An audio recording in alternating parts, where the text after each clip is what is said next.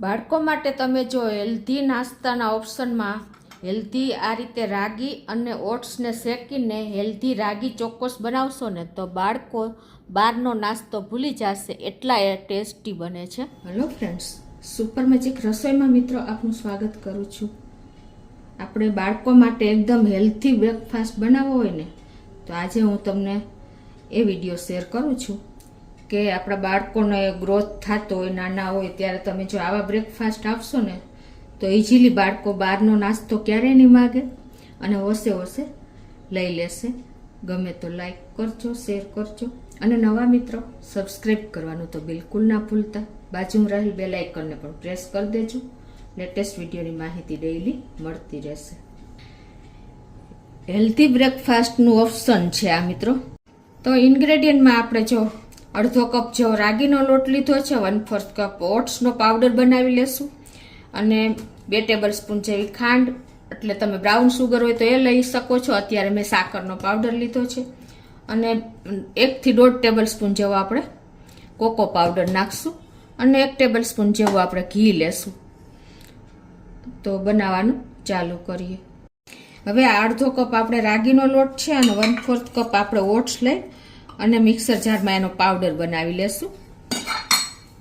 હવે આપણે gas on કરી અને એક પેનમાં આપણે આ અડધો કપ રાગીનો લોટ લીધો છે એ નાખી દેશું અને સાથે આપણે થોડોક શેકાઈ જાય ને પછી ઓટ્સ નાખીએ, કેમ કે ઓટ્સ ઓલરેડી થોડાક કૂક થયેલા હોય છે. ગેસની ફ્લેમ મીડિયમ રાખી અને આને આપણે શેકશું. આપણે બાળકોને તળેલો નાસ્તો કે આપણે મેંદો કે લોટનો નાસ્તો તો બહુ આપ્યો, પણ તમે હંમેશા બાળકોને દેતા પહેલાં વિચારશો ને કે આમાંથી બાળકોને શું મળશે. તો આ એક હેલ્ધી વર્ઝન તૈયાર કરું છું. બાળકો બહારની ચોકલેટ બહુ ખાય છે, એને બદલે તમે જો આવું પણ આપશો ને દૂધ સાથે નાખીને તો પણ હોશે હોશે દૂધ પી લેશે.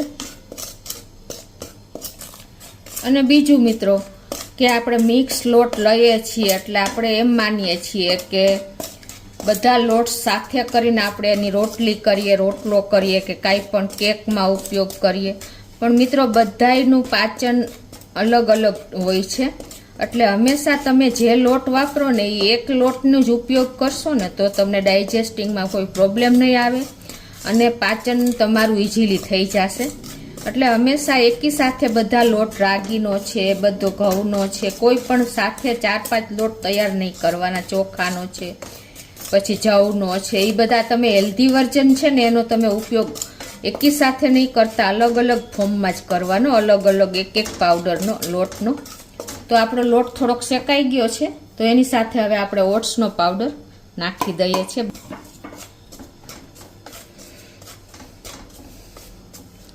અને આમ જનરલી બાળકો રાગી નથી ખાતા, પણ આવી રીતે તમે ચોકોના ફોર્મમાં આપશો ને તો ક્યારેય મનાઈ નહીં કરે અને એને હેલ્ધી પોષણ મળી રહેશે. તો સ્મેલ આવે ને ત્યાં સુધી તમારે આ બંને લોટને શેકી લેવાના છે. અને હવે આ સ્ટેજે આપણે 2 ટેબલ સ્પૂન જેવો કોકો પાવડર નાખી દેશું.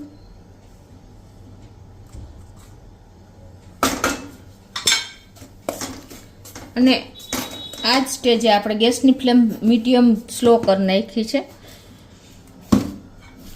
2 ટેબલ સ્પૂન જેવી તમારા ટેસ્ટ એકોર્ડિંગ બાળકો જે ખાતા હોય, બ્રાઉન સુગર હોય તો એ નાખવાની, નહીતર તમે આ પણ નાખી શકો છો. અત્યારે હું 2 ટેબલ સ્પૂન જેવી લઉં છું. અને હવે તમારે 1 થી 1.5 ટેબલ સ્પૂન જેવી ઘી નાખી દેવાનું છે.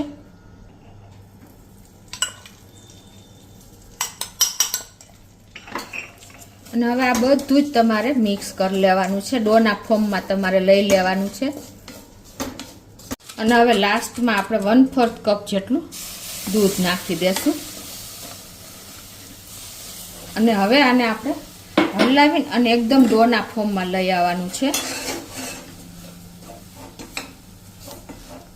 તો આપણો એકદમ સરસ ડોનો ફોર્મ આવી ગયું છે. આવી રીતે આપણે આને મિક્સ કરી લેવાનું છે. હવે આને આપણે હાથેથી જ આ રીતે તૈયાર કરી લેશું. તો જો આ રીતે આપણે સરસ ડો તૈયાર કરી લેવાનો છે. ઠંડુ થાય ને એટલે હાથેથી મસરીને તૈયાર જ થઈ જશે. તમારે કોઈ નીટ કરવાની જરૂર જ નહીં પડે. હવે આનું તમારે આવી રીતે આપણે બોર્ડ ઉપર આપણે આ રીતે લાંબો રોલ કરી લેશું. તો આ રીતે જો આપણે રોલ વારી લીધો છે. હવે તમારે જે સાઈઝના કરવા એ પ્રમાણે તમારે એને કટિંગ કરી લેવાનું છે. હવે તમારે આને આ રીતે આપણે સરસ બોલ તૈયાર કરી લેશું. તો જો આ રીતે આપણે બધા બોલને તૈયાર કરી લઈએ. તો આ રીતે જો આપણે બધા બોલને તૈયાર કરી લીધા છે. કોઈ ટાઈમ નહીં લાગે તમારે. અને હવે આપણે આને એર ફ્રાયરમાં કૂક કરવાના છે, એટલે કે ફ્રાય કરવાના. ફ્રાય નથી કરવાના, પણ આ રીતે તમારે શેકવાના છે. આપણે બટર પેપર પહેલાં એર ફ્રાયરનું જે બોક્સ હોય ને એમાં મૂકી દેશું. અને તમે વાસણ હોય તો પણ ચાલે. અને પછી તમારે આ રીતે બોલ બધા સેટ કરી અને આ બોલને તમારે ક્રન્ચી થાય ને ત્યાં સુધી રાખવાના છે. તમને બતાવું કેટલી મિનિટ લાગી ને કે કેટલી ડિગ્રી ઉપર. કોઈ ટાઈમ નહીં લાગે, કેમ કે ઓલરેડી આપણે લોટ શેકેલા જ છે. તો હવે એને આપણે એર ફ્રાયરમાં મૂકી દઈએ. તો આ રીતે આપણે એર ફ્રાયરમાં મૂકી દઈએ અને સ્વિચ ઓન કરી દઈએ.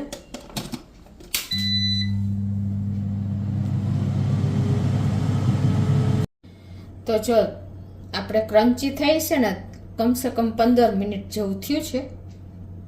અને આપણે બંધ કરી દઈએ. તો હવે એને આપણે બહાર લઈ લઈએ.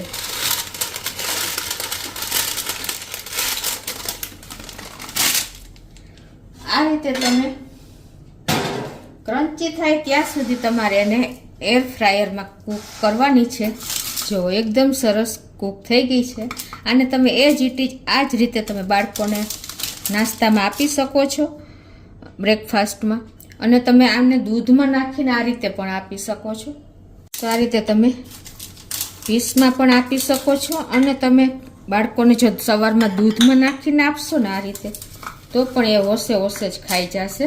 એટલી સરસ આ તમારા બાળકોનો બ્રેકફાસ્ટ તૈયાર થઈ ગયો છે.